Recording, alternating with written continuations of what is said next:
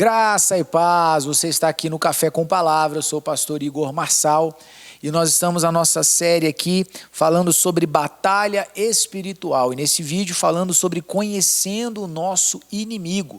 Então, se você está conosco aqui e ainda não é inscrito no canal, se inscreva, deixe aí o seu like ou de seu dislike, né? Ative as notificações, deixe seus comentários e vem com a gente, vamos nos aprofundar aqui nesse tema que é extremamente importante, né? Comigo aqui nessa nossa série, nessa nossa temporada, pastor Zait e a sua digníssima esposa, pastora Elisângela, que está aqui com a gente, somando força aqui, pastora Elisângela Zait, né?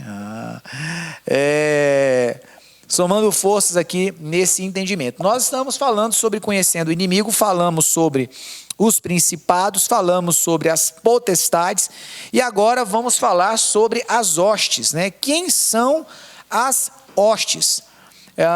A palavra hostes, no grego, ela tem um sentido ou um significado, né, de iniquidade, depravação, atividade de natureza má.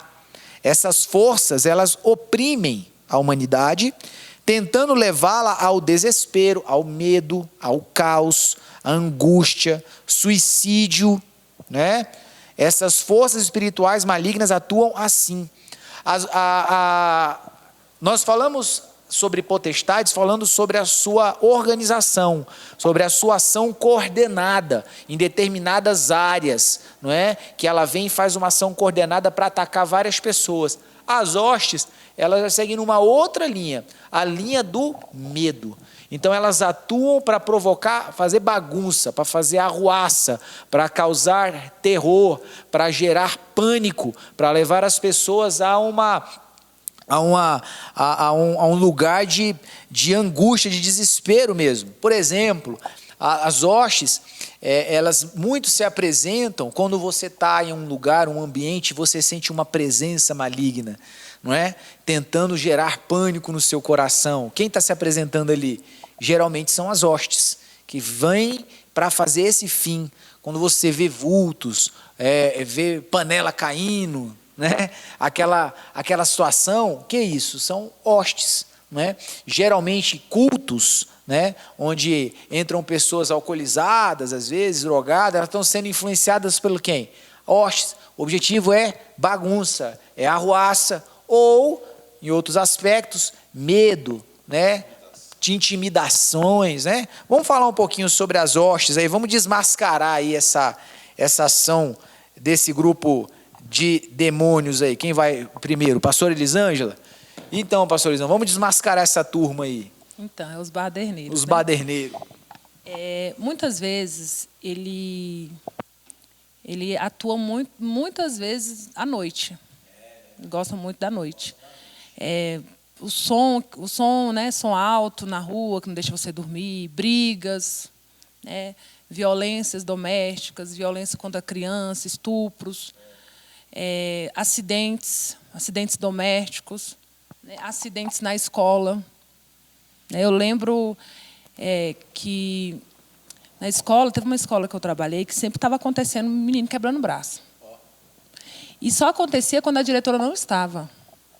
E eu fui entender, né, por que esses meninos, né, acontecendo esses acidentes, era dente quebrado, era queimadura não, braço quebrado, sabe? E eu comecei a observar. E cheguei na diretora, ela não é cristã, mas professa uma fé, né? E falei para ela, olha, eu percebi que quando você está na escola e você sempre começa com uma oração, não acontece tantos acidentes. Ela orava e falava em nome de Jesus, né? Então ela é autoridade ali na escola. Sim. E quando ela não orava, que ela não estava, era o dia que aconteciam os problemas. E aí eu comecei a perceber. E geralmente era na segunda-feira que ela não estava. Era folga, alguma coisa. E era o dia dos baderneiros. Aí eu falei, não, tem alguma coisa errada. E fui falar com ela. Ela falou, faz o seguinte, vamos começar a orar então para esses meninos, para poder não acontecer acidente. E ela falava também, olha, gente, a gente ora aqui, fala o Pai Nosso, mas vocês também têm que, né, parar de ser arteiro demais, né? Não correr porque está molhado. Então, assim, tem a questão natural. Mas voltando, ele vem mesmo para trazer terror. né? Salmos 91 fala, né? O terror noturno, né? Geralmente a criança está dormindo, acorda chorando, ou via alguma coisa. O pai, não, ele sonhou, ele viu um filme. Não, ele trabalha muito assim. Muitas vezes a criança vê mesmo. Verdade. Vê. Então, assim, ele vem mesmo para essas áreas específicas, né? Trazer medo, trazer pavor, acidentes no trânsito, é essa área dele aí de atuação. É importante entender que as hostes, elas não operam dentro de um padrão, né? Eles não seguem isso. O objetivo deles é desconstruir a fé. Qual é o inimigo da fé? O medo, né? É desconstruir esse ambiente de fé nas pessoas. E é interessante essa questão dele ser um espírito de atuação noturno, né? E é verdade, né? Ele gosta da noite, é impressionante. Se ele encontra um lugar desprotegido, uma casa abandonada, né? A casa somos nós, né? Ele atua ali para causar esse tipo de males, né? Então as hostes, elas têm essa atuação, tem esse sentido. E as possessões, o demoniamento, são as hostes. São, né? Exatamente. Às vezes ele é mentiroso, então às vezes, né, acontece algum pastor que vai expulsar e perguntar quem é, né? Não tem que perguntar quem é, tem que expulsar e pronto. Eu sou Lúcifer, eu sou... Mentira. Né? E Lúcifer não desce, não. É mentira. Então, são as hostes que vêm para trazer. E muitas vezes, quando ele vem a se manifestar, e muitas vezes a pessoa fala assim, eu vi, eu discerni, eu vi um vulto passando. Né? Não foi ele que abriu os olhos. O discernimento é Deus que abriu nossos olhos. Sim. Quando a gente está, né, alinhado com o Senhor, ele vai abrindo. E outras vezes ele se mostra para as pessoas para poder trazer o medo. Mas com o cristão, quando vê um vulto, quando vê alguma coisa, Deus mostrando que tem uma estratégia ali, que ele está ali atuando em algum lugar. Então, nós temos que discernir isso daí, orar e expulsar. O que nós temos que fazer é... Tem papo não. Tem papo não, expulsa. Agora, se ele está atuando você quer dormir, e toda noite é um som. Lembra? Toda noite era um som lá perto de casa. Eu falei, não, vamos orar.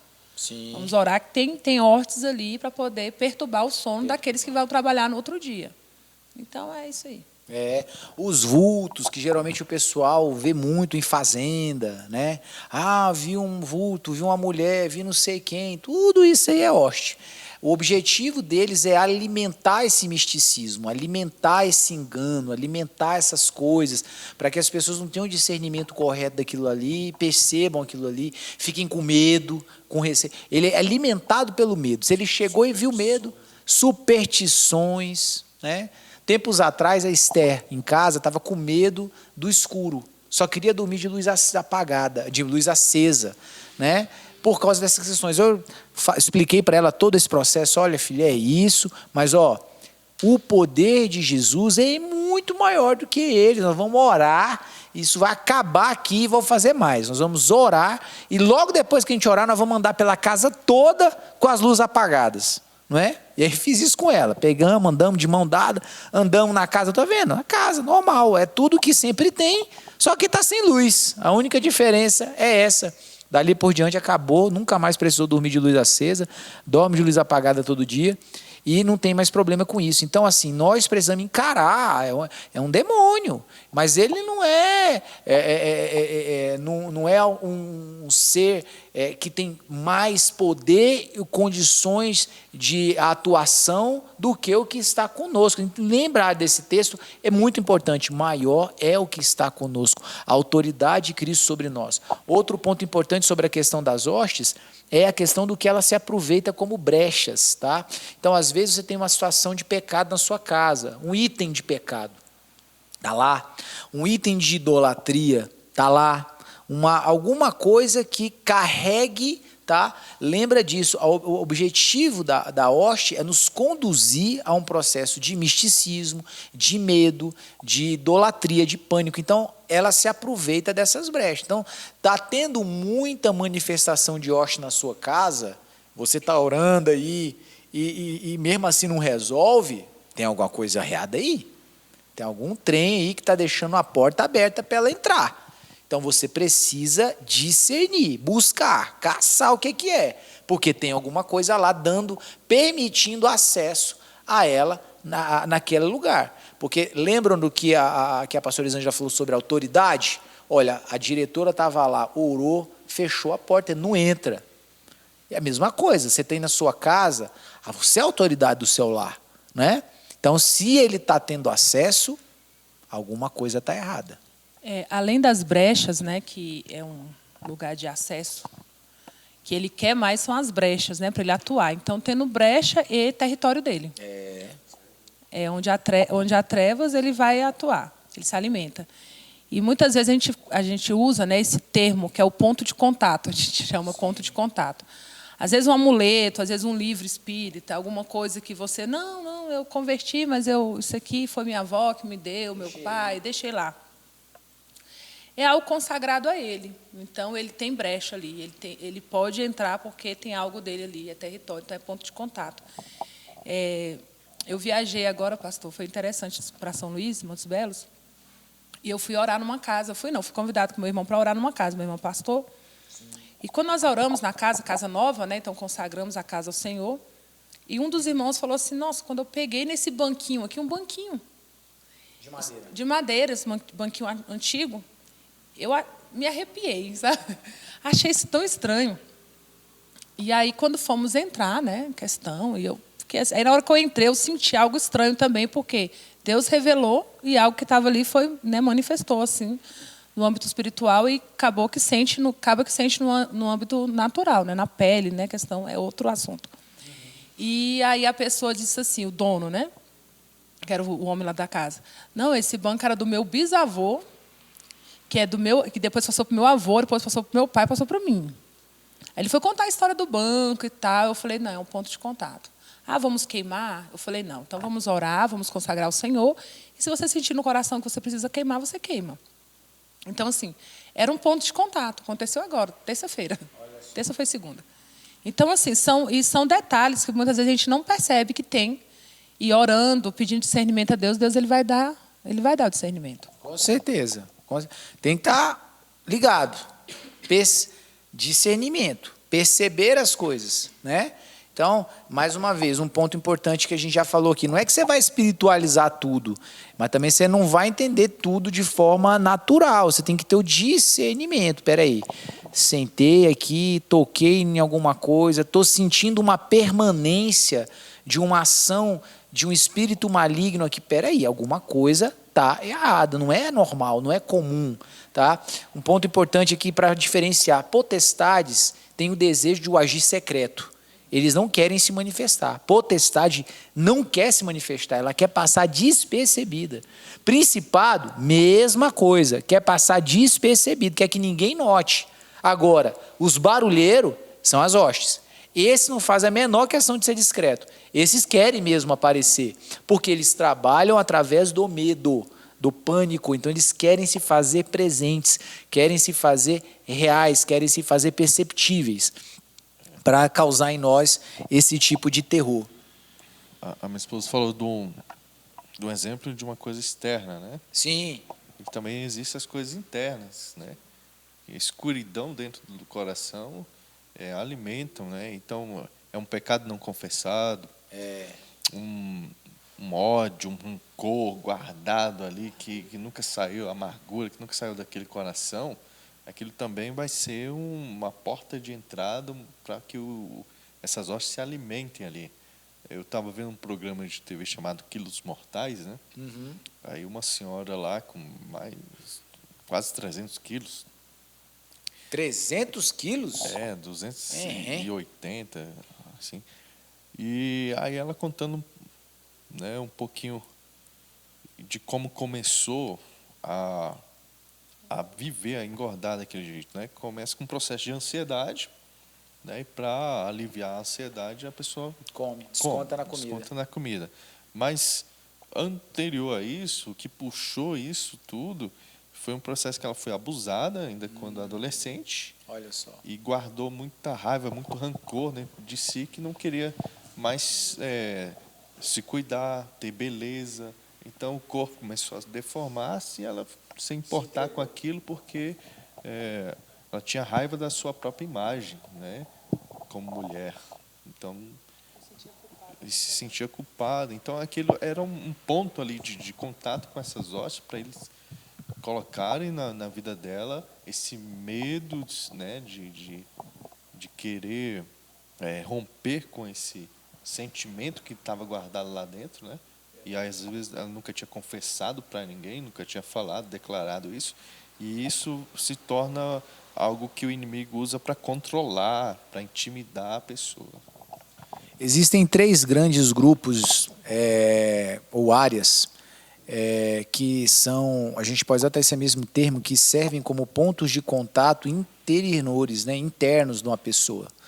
Essas 3 principais áreas aí, elas são a área do ocultismo, a questão do pecado sexual e a questão geracional, né, dos pais, né, a questão que é oriunda a um processo geracional. Então, dentro da questão do misticismo, envolve todo tipo de aliança, tanto consciente quanto inconsciente, realizada. Então, foi benzido quando era criança, foi oferecido a um santo, teve algum tipo de envolvimento com algum tipo de atividade mística, búzios, tarô, leitura de mão, enfim, inúmeras, né? Então, uma lista grande disso daí, de situações das quais isso podem ter ocasionado. Isso são pontos de acesso que podem criar elos com essa realidade espiritual da parte do inimigo, da parte de Satanás, maligna, não é? Que em algum momento podem ser acessadas. É como porta dos fundos que foi deixada sem trancar. Então, pode ser que num determinado momento e fase e tempo da tua vida, aquela porta continue lá e ninguém a acesse. Mas em algum momento pode chegar ali uma hoste para atuar. E ela vai bater lá na porta dos fundos onde está destrancada. E está destrancada por quê? Porque alguma aliança, né, ela ficou ali para trás desenhada. A questão de pecado sexual, a mesma coisa, a mesma realidade. Todo envolvimento sexual que seja fora do padrão de Deus, seja ele masturbação, seja ele pornografia, seja ele sexo antes do casamento, seja adultério, seja qualquer tipo de vínculo sexual fora do padrão que Deus estabeleceu, vai deixar a porta dos fundos aberta lá. E em algum momento ela pode ser acessada, não é? E o inimigo não vai perder oportunidade para isso. E a questão geracional, a questão do banquinho, olha que interessante. Uma coisa que veio lá de trás, vai saber qual era o problema desse bisavô com esse banco, o que ele fez, de onde ele veio. O fato era que aquilo gerou alguma coisa que atingiu o neto, bisneto, sei lá, bisneto, porque o geracional tem isso. Então, assim, pastor, mas o que eu faço sobre os pecados dos meus avós, como é que eu vou saber? Você não tem que saber. O que a gente tem que fazer é o quê? É anular esse processo na nossa vida, caso você não tenha informação daquilo que ocorreu, mas você pode, e aí isso é um assunto tratado mais no ambiente daquilo que a gente chama de libertação, que é um processo onde a gente vai fechar essas possíveis portas que estejam abertas e janelas nessa natureza. Olha, se isso aconteceu em algum momento, eu fecho isso agora, eu anulo isso agora. Assim, o sangue de Jesus, ele nos purifica e nos justifica de qualquer coisa. Então, eu preciso declarar essa verdade sobre a minha vida. Então, uma vez que eu declaro, aquela legalidade acaba. É como se o Espírito Santo fosse lá e puxasse a porta. Mas eu preciso me apropriar daquilo que foi me dado. Então, a gente vai notando no decorrer da vida algumas áreas que você tem dificuldade, tem problema. Então, isso mostra que tem uma porta do fundo aberta. E você tem que ficar ligado, entender isso aí e buscar resolver essa situação. Então, como que a gente descobre? Através da observação. Né? Você está observando que algumas coisas não rompem, algumas situações elas são recorrentes. Analisa a sua vida, espera aí, por que isso aqui está desse jeito?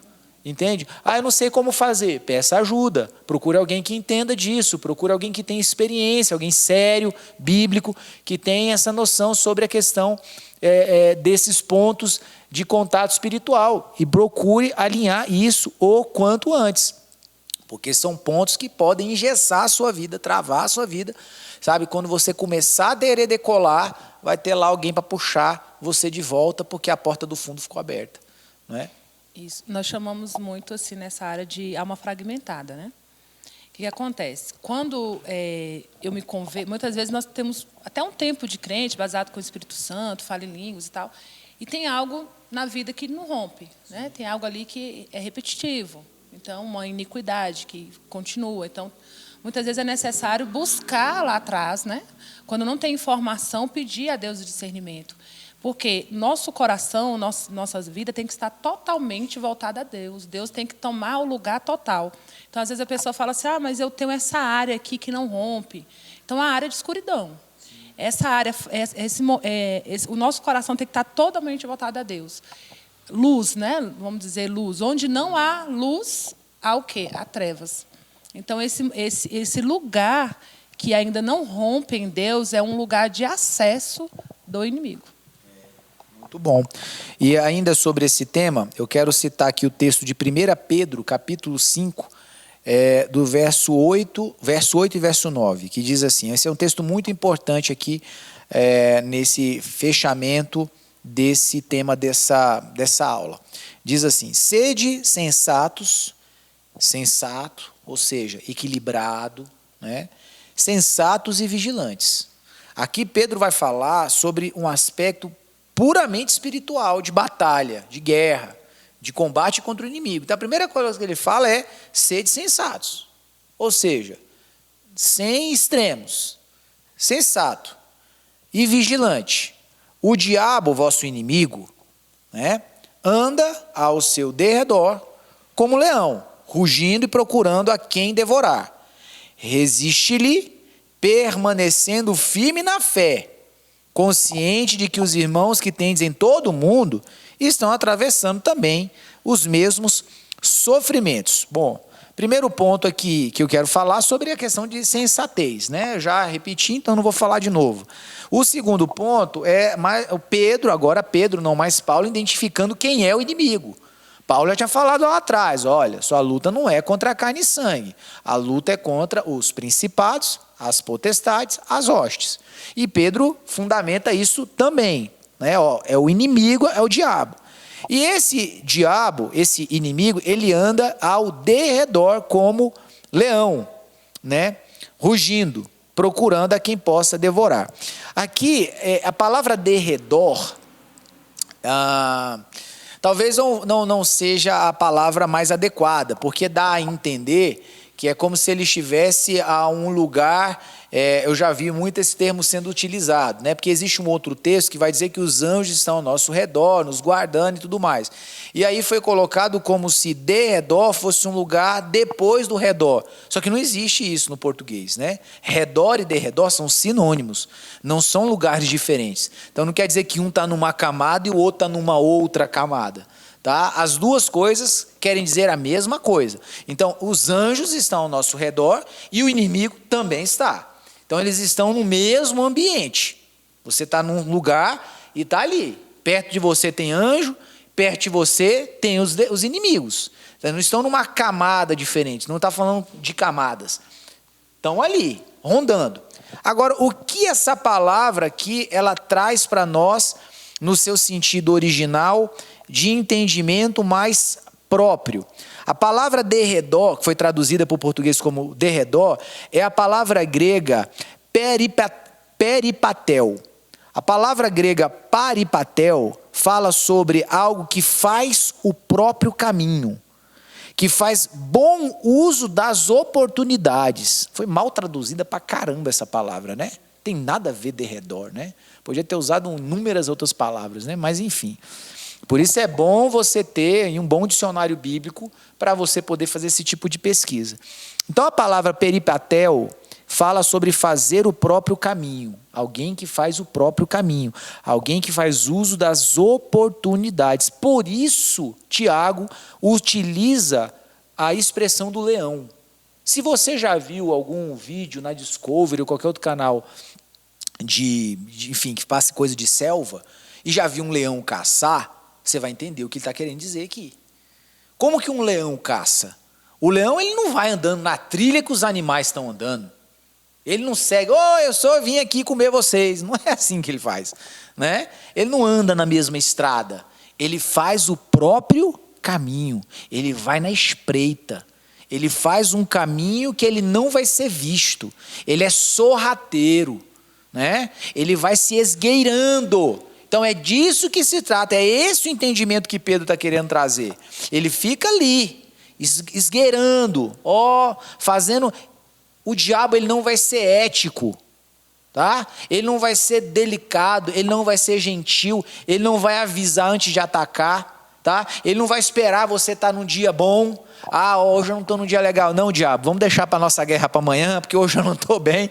Ele não está nem aí para você, se você teve um dia ruim ou se não teve. Mas, na verdade, como um leão, o que o leão faz? O leão não ataca o chefe da manada. Ele não pega o mais bombado lá para poder bater nele. Ele procura os doentes. Ele vê, deixa eu ver quem é que está caindo. E é aquele leão. Ele tem força. Mas ele é o quê? Ele é covarde, ele é sagaz. Ele não vai atacar o mais forte. Ele vai procurar aquele que está ou doente ou desgarrado. Saiu do grupo, está desprotegido, ele não vai ter apoio. Lembra que a pastora Elisângela falou em vídeos atrás sobre a importância de você ter intercessores para um processo de batalha espiritual? A pessoa que vai para a batalha espiritual e não tem intercessor é um desgarrado. Ele é alvo certo para o leão. É nele que o leão vai mirar. Porque o cara fugiu da manada, fugiu da proteção do grupo. Ele está lá achando que é o bonzão ou está perdido no mundo mesmo. Então é disso que Pedro está falando. Ele vai procurar um lugar que você não vê, ele vai procurar uma maneira que você não percebe para poder armar cilada. É assim que ele age, é dessa forma que ele atua. Então Pedro dá a solução. Nós temos que resistir permanecendo firme na fé. Não é? E voltando ao primeiro ponto, sensato. E agora você entende por que é vigilante? Eu não falei do vigilante antes, exatamente o que eu queria falar depois de explicar o porquê do leão. Sensato é fácil falar, e isso que Pedro fala, você tem que ser sensato, ou seja, equilibrado, nem místico, nem cético, sensato, e vigilante. Ande com a manada, ande com as ovelhas, ande com o corpo, ande com pessoas espirituais que intercedem, fique junto. A pastora Elisângela falou aqui mais cedo sobre discipulado. Tenha alguém para te discipular, tem alguém para você falar, tem alguém para você pedir ajuda. Isso é ser vigilante, para que você não seja um alvo aí para o leão. É ou não é, pessoal? Nada de ser alvo para o leão, né? Amém. Que Deus abençoe sua vida. Nós vamos encerrando aqui esse vídeo, mas ainda não acabou. Fica conosco e você ainda vai ter mais aí sobre essa série sobre batalha espiritual. Deus abençoe sua vida.